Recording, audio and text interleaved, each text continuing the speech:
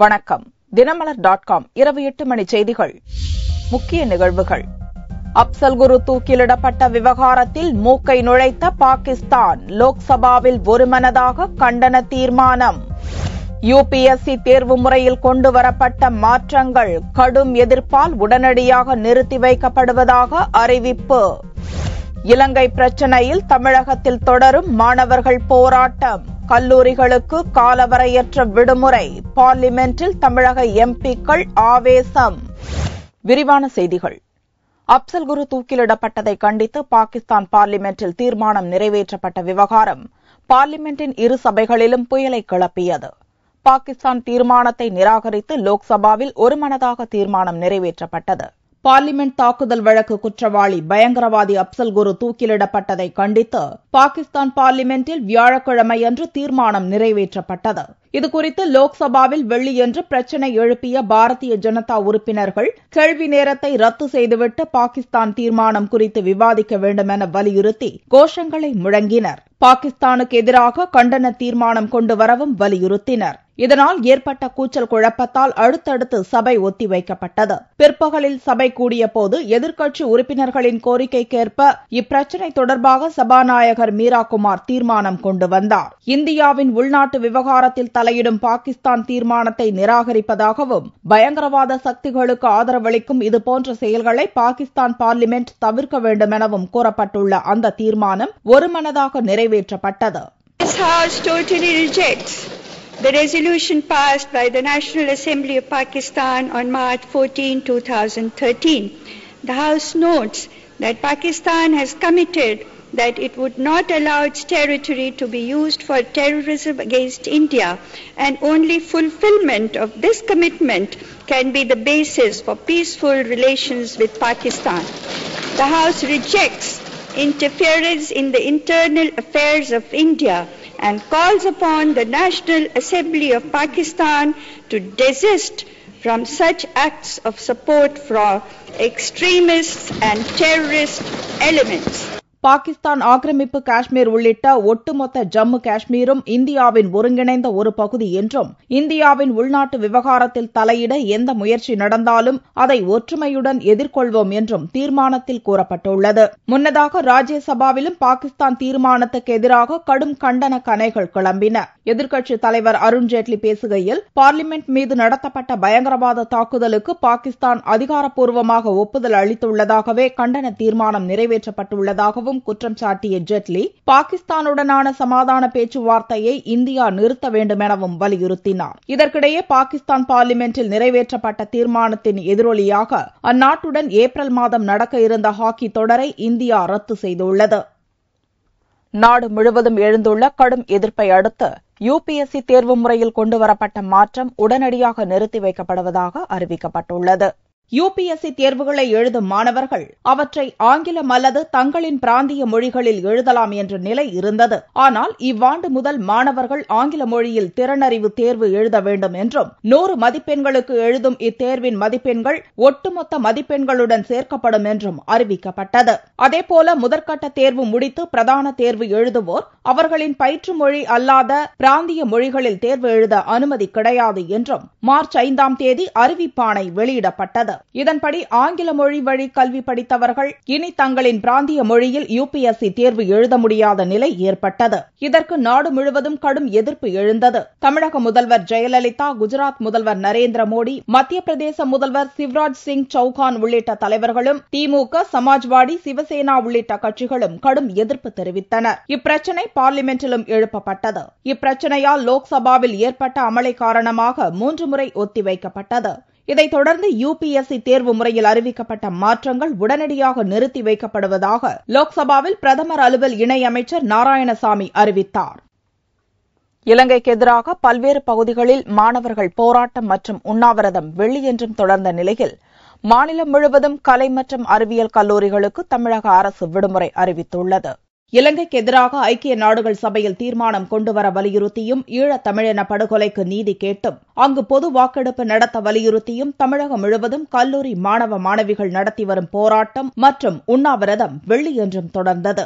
மக்கள் கலை இலக்கிய கழகம், புரட்சிகர மாணவர் இளைஞர் முன்னணி, புதிய ஜனநாயக தொழிலாளர் முன்னணி, பெண்கள் விடுதலை முன்னணி ஆகிய இயக்கத்தைச் சேர்ந்த நூற்றுக்கணக்கானோர் சென்னையில் வெள்ளிக்கிழமையன்று அண்ணா சாலை தலைமை தபால் நிலையத்தை முற்றுகையிட்டு திடீர் ஆர்ப்பாட்டம் நடத்தினர். பின்னர் ராஜபக்சே, மன்மோகன் சிங் ஆகியோரின் உருவ பொம்மையை எரித்தனர். இதையடுத்து போராட்டக்காரர்கள் அனைவரையும் போலீசார் கைது செய்தனர். உடன் நின்று கழுத்தறுத்தது இந்திய அரசு என்பதை அம்பலப்படுத்தி எப்படி ராஜபக்சே போர் குற்றவாளியோ அவனை எப்படி தூக்குக்கு ஏற்ற வேண்டுமோ அதை போல இங்க இருக்கக்கூடிய இந்திய அரசும் இதுபோன்ற தூக்கு தண்டனைக்கு உரிய அரசாக இருக்கு என்பதை வலியுறுத்தி இதேபோன்று சட்டக்கல்லூரி மாணவர்கள் சட்டக்கல்லூரி வளாகத்தில் 5வது நாளாக உண்ணாவிரத போராட்டத்தை தொடர்ந்து வருகின்றனர். உண்ணாவிரதம் இருந்த மாணவர்களில் 10 பேர் உடல் நலம் மோசமடைந்து மருத்துவமனையில் சேர்க்கப்பட்டுள்ளனர்.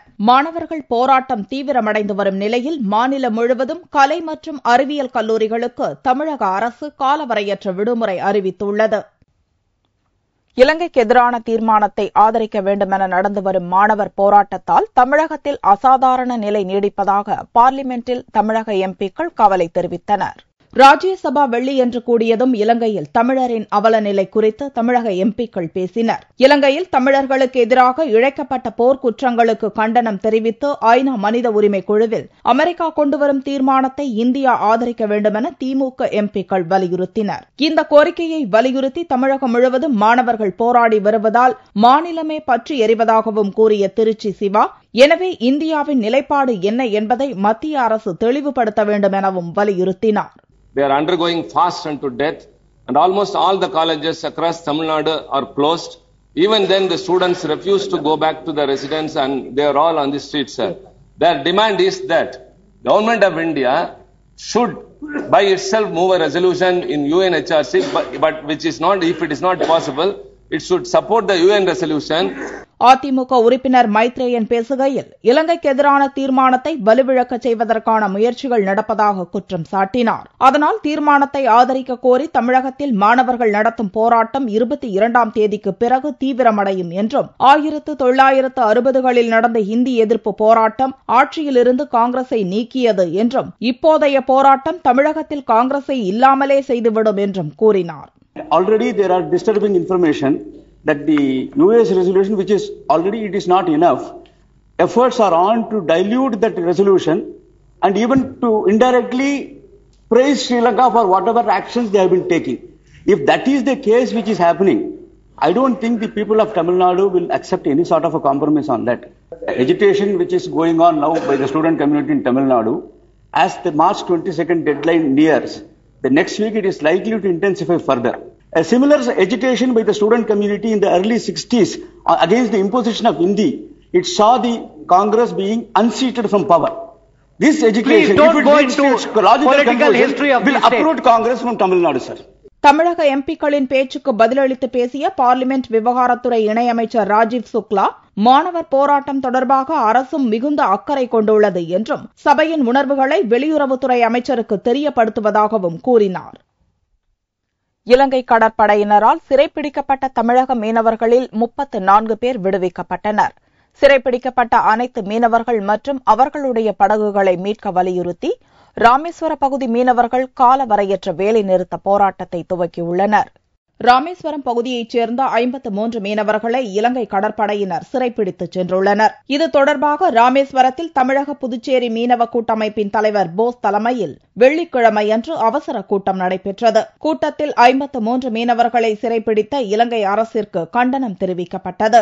மத்திய மாநில அரசுகள் உடனடியாக மீனவர்களை மீட்க நடவடிக்கை எடுக்கும் வரை காலவரையற்ற வேலைநிறுத்த போராட்டம் நடத்த கூட்டத்தில் முடிவு செய்தனர். ராமேஸ்வரத்திலிருந்து மீன்பிடிக்க சென்ற மீனவர்களை இலங்கை கடற்படை நேற்று கைது செய்து சிறையில் அடைச்சிருக்கிறாங்க. அந்த படகையும் மீனவர்களையும் உடனே மீட்டு தர்றோம்னு சொல்லி தீர்மானம் போட்டு காலவரையற்ற வேலை நிறுத்தம் படகுல வேலை நிறுத்தம் பண்ணியிருக்கிறோம். 30 வருட காலமாக இந்த மீனவர்கள் பாதிக்கப்பட்டு சுடப்பட்டு இறந்து கொண்டு சித்திரவதை அனுபவித்துக் கொண்டிருக்கிற இந்த தமிழக மீனவர்கள் மீது அக்கறை காட்டாதது கண்டனத்துக்குரிய விஷயமா இருக்குது. தொடர்ந்து இலங்கை கடற்படையினரிடமிருந்து தமிழக மீனவர்களை பாதுகாத்து அவர்களுக்கு மாற்று தொழிலை ஏற்படுத்தி தர வேண்டும் என்றும் இக்கூட்டத்தில் வலியுறுத்தப்பட்டது. இதற்கிடையே கடந்த புதனன்று கச்சத்தீவு மற்றும் தனுஷ்கோடி இடையே மீன்பிடித்துக் கொண்டிருந்தபோது இலங்கை கடற்படையால் சிறைப்பிடிக்கப்பட்ட 34 மீனவர்கள் அந்நாட்டு நீதிமன்றத்தில் ஆஜர்படுத்தப்பட்டு வெள்ளிக்கிழமை பிற்பகலில் விடுவிக்கப்பட்டனர். வரதட்சணை கேட்டு கொடுமைப்படுத்துவதாக மருமகள் புகார் அளித்ததை அடுத்து ஒடிசா சட்டத்துறை அமைச்சர் ரகுநாத் மொஹந்தி தனது பதவியை ராஜினாமா செய்துள்ளார். ஒடிசாவில் நவீன் பட்நாயக் தலைமையிலான பிஜு ஜனதா தளம் ஆட்சியில் சட்டத்துறை அமைச்சராக பதவி வகித்தவர் ரகுநாத் மொஹந்தி. இவரது மருமகள் பர்ஷா சோனி மொஹந்தி 2 நாட்களுக்கு முன் போலீசில் அளித்த புகாரில் கணவர், மந்திரி மாமனார், மாமியார் உள்ளிட்டவர்கள் தன்னை 30 லட்சம் ரூபாய் ரொக்கம், ஸ்கார்பியோ கார் கேட்டு கொடுமைப்படுத்துவதாக புகார் கூறியிருந்தார். அதன் அடிப்படையில் போலீசார் வழக்கு பதிவு செய்தனர். சட்ட அமைச்சர் மீதே போலீசார் வழக்கு பதிவு செய்ததால் நவீன் பட்நாயக் அரசுக்கு கடும் நெருக்கடி ஏற்பட்டது. இதைத் தொடர்ந்து முதல்வர் பட்நாயக்கை வெள்ளியன்று காலை சந்தித்து ரகுநாத் மொஹந்தி ராஜினாமா கடிதத்தை கொடுத்தார். On moral ground, I am giving my resignation. It is my moral duty. I shall have to be resignation. As a perfect politician, I shall have to prove that on moral ground, I think on moral ground, I shall have to give resignation. Only for that cause, I will give my resignation. கணவன் வீட்டார் கொடுமை தாங்காமல் பெற்றோர் வீட்டில் தங்கியிருந்த தன்னை March 13ஆம் தேதி அமைச்சரின் ஆட்கள் கடத்தி கொல்ல முயன்றதாகவும் சரியான நேரத்தில் குடும்பத்தினர் வந்ததால் தான் உயிர் பிழைத்ததாகவும் மருமகள் பர்ஷா சோனி தனது புகாரில் கூறியுள்ளார். ஆனால் மருமகள் கூறும் எல்லா புகார்களையும் அடியோடு மறுக்கிறார் மாஜி அமைச்சர் ரகுநாத் மொஹந்தி. ஹோசூர் அருகே ஊருக்குள் புகுந்த யானை கூட்டத்தை பொதுமக்கள் உதவியோடு வனத்துறையினர் விரட்டி அடித்தனர். யானை தாக்கியதில் காளை மாடு படுகாயமடைந்தது. கிருஷ்ணகிரி மாவட்டம் ஹோசூர் அருகே போடூர் பள்ளம் வனப்பகுதியில் புகுந்த 30க்கும் மேற்பட்ட யானைகள் அருகிலுள்ள கிராமங்களுக்குள் நுழைந்தன. காமன் தொட்டி அருகே தென்பெண்ணையாற்றில் யானைகள் தண்ணீர் குடிக்க வந்ததை பார்த்த பொதுமக்கள் வனத்துறையினருக்கு தகவல் அளித்தனர். அந்த யானைகளை மக்களின் உதவியுடன் காட்டுக்குள் வனத்துறையினர் விரட்டி அடித்தனர். அப்போது யானைகள் கூட்டம் அங்கிருந்த காளை மாட்டை தாக்கியதில் மாடு படுகாயமடைந்தது. யானைகளின் அட்டகாசத்தை கட்டுப்படுத்த வனத்துறையினர் உரிய நடவடிக்கை மேற்கொள்ள வேண்டும் என்று பொதுமக்கள் வலியுறுத்தியுள்ளனர். காலையில 5 மணிக்கெல்லாம் யானை ஒரு 40 யானை காட்டுக்குள்ள விரட்டி அடிச்சுங்க. ஆத்துல இருந்து விரட்டி அடிச்சுங்க. ஃபாரஸ்ட்கார் ஒரு 7 மணிக்கு தான் வந்தாங்க. திருப்பினும் வந்துட்டு அது விரட்டி அடிச்சுட்டு வந்து ஒரு அரை மணி நேரத்துக்கெல்லாம் ஒரு 4 யானை ஆத்துல இருந்து வந்துட்டு ஒரு எருது சாடிச்சுட்டு போயிடுச்சு. அது இல்லாத தக்காளி, நெல், ராய்களை காலி பண்ணிட்டு இப்ப ஊருக்குள்ளது வந்து ஆளுங்களால பசங்க குழந்தைங்களாம் அட்டகாசமா பண்ணுது. அது கொஞ்சம் பொதுமக்களுக்கு எதுனா ஒரு பாதுகாப்பு கொடுங்க சார். கிருஷ்ணகிரி மாவட்டம் ஹோசூர், தேன்கனிக்கோட்டை, கெலமங்கலம், சூளகிரி பகுதியில் விவசாய நிலங்களுக்குள் புகுந்து நாசம் செய்து வரும் யானைகள் இதுவரை 5 பேரை மிதித்து கொன்றுள்ளன. பாகிஸ்தான் பயங்கரவாத தாக்குதலில் உயிரிழந்த மதுரையைச் சேர்ந்த சிஆர்பிஎஃப் வீரர் பெருமாளின் உடல் அரசு மரியாதையுடன் வெள்ளிக்கிழமையன்று அடக்கம் செய்யப்பட்டது. ஜம்மு காஷ்மீரில் கடந்த 13ஆம் தேதி நடைபெற்ற தற்கொலைப்படை பயங்கரவாதிகள் நடத்திய தாக்குதலில் இந்திய சிஆர்பிஎஃப் வீரர்கள் 5 பேர் கொல்லப்பட்டனர். இதில் தமிழகத்தைச் சேர்ந்த பெருமாள் என்பவரும் பலியானார். அவருடைய உடல் வியாழக்கிழமை அன்று இரவு சென்னை விமான நிலையம் கொண்டு வரப்பட்டு அங்கிருந்து அவருடைய சொந்த ஊரான மதுரை மாவட்டம் பேரையூர் தும்மநாயக்கன்பட்டிக்கு கொண்டு வரப்பட்டது. அவருடைய உடலுக்கு அமைச்சர் செல்லூர் ராஜு, மாவட்ட கலெக்டர் அன்சுல் மிஸ்ரா, போலீஸ் உயர் அதிகாரிகள் மற்றும் பொதுமக்கள் அஞ்சலி செலுத்தினர். பின்னர் அரசு மரியாதையுடன் 21 குண்டுகள் முழங்க பெருமாளின் உடல் அடக்கம் செய்யப்பட்டது. பெருமாளின் இறுதி ஊர்வலத்தில் சுற்றுவட்டார பகுதிகளைச் சேர்ந்த ஆயிரக்கணக்கான மக்கள் பங்கேற்றனர். தங்கத்தின் விலை வெள்ளிக்கிழமை அன்று சவரனுக்கு 48 ரூபாய் அதிகரித்திருந்தது. ஒரு சவரன் தங்கம் 22,104 ரூபாய்க்கு விற்பனையானது. 1 கிராம் ஆபரண தங்கம் 2,763 ரூபாயாக இருந்தது. வெள்ளியின் விலையில் மாற்றமில்லை. வெள்ளி 1 கிராம் 57 ரூபாய் 90 காசுகளுக்கு விற்பனையானது. பார் வெள்ளியின் விலை 54,115 ரூபாயாக இருந்தது. காஞ்சிபுரம் மாவட்டம் வண்டலூர் அறிஞர் அண்ணா உயிரியல் பூங்காவில் 7 புலிக்குட்டிகளுக்கு தமிழக முதல்வர் ஜெயலலிதா பெயர் சூட்டினார். வண்டலூர் அறிஞர் அண்ணா உயிரியல் பூங்காவில் 1398 வகை விலங்குகள் பார்வைக்கு உள்ளன. உயிரியல் பூங்காவில் வெள்ளிக்கிழமை நடந்த நிகழ்ச்சியில் தமிழக முதல்வர் ஜெயலலிதா கலந்து கொண்டு வன விலங்குகளை நேரில் பார்வையிட்டார். அப்போது 2 ஆண் வெள்ளை புலிக்குட்டிகளுக்கு அர்ஜுனா, ஆத்ரேயா என்றும் 2 பெண் வெள்ளை புலிக்குட்டிகளுக்கு காவேரி, சித்ரா என்றும் 3 பெண் புலிக்குட்டிகளுக்கு நேத்ரா, வித்யா, ஆர்த்தி என்றும் பெயர் சூட்டினார். மேலும் கடந்த ஆண்டு செப்டம்பர் மாதம் தன்னால் பெயர் சூட்டப்பட்ட புலிக்குட்டிகளையும் யானைக்குட்டிகளையும் நீர் யானைகளையும் முதல்வர் பார்வையிட்டார். பின்னர் வண்டலூர் அறிஞர் அண்ணா உயிரியல் பூங்காவில் 7 கோடியே 13 லட்சம் ரூபாய் மதிப்பீட்டில் கட்டப்படவுள்ள தலைமை நிர்வாக கட்டடம் மற்றும் ஆராய்ச்சியாளர்கள் விடுதி கட்டடம் உட்பட மொத்தம் 21 கோடியே 13 லட்சம் ரூபாய் மதிப்பில் கட்டப்படவுள்ள கட்டடங்களுக்கு தமிழக முதல்வர் அடிக்கல் நாட்டினார். இதைத் தொடர்ந்து சென்னை, வேளச்சேரி, திருவள்ளூர் மாவட்டம் பள்ளிப்பட்டு, திருத்தணி, திருவண்ணாமலை, சத்தியமங்கலம், உதகமண்டலம் ஆகிய இடங்களில் மொத்தம் 1 கோடியே 41 லட்சம் ரூபாய் செலவில் புதியதாக கட்டப்பட்டுள்ள வனப்பணி அலுவலர்கள் உணவு விடுதி கட்டடம், வனச்சரக அலுவலக கட்டடங்களை தமிழக முதல்வர் ஜெயலலிதா திறந்து வைத்தார். மீண்டும் செய்திகள் இந்திய நேரப்படி சனிக்கிழமை மாலை 4 மணிக்கு. வணக்கம்.